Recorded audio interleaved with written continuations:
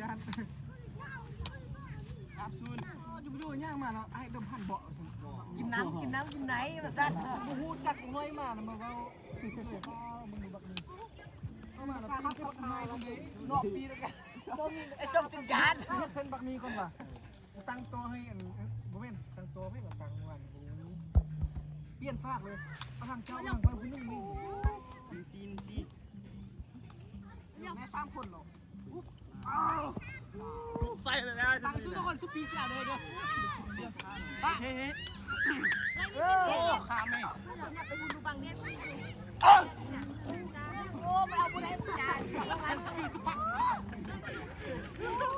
เป็นนั่งงานตายเลยเดี๋ยวโยนเสื้อแม่ทุกคนงานตายเดี๋ยวมาแม่ไปยิงตัวยันมาดูข้ามแล้วเสื้อกูเลยไปดู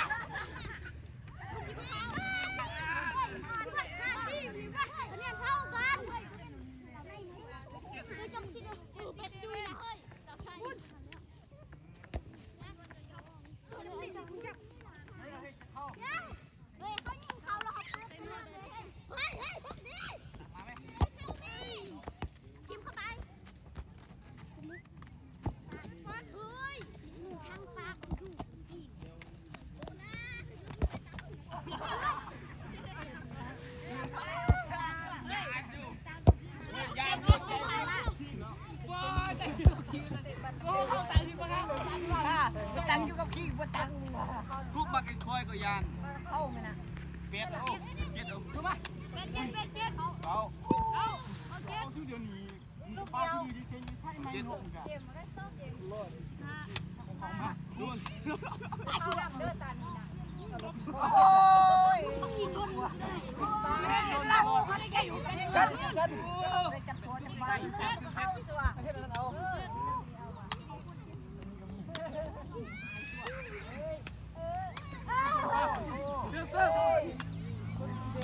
เฮ้ยป้า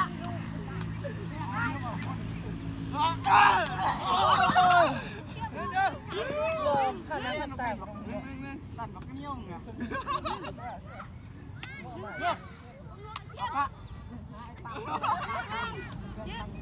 ปักมีงานกิน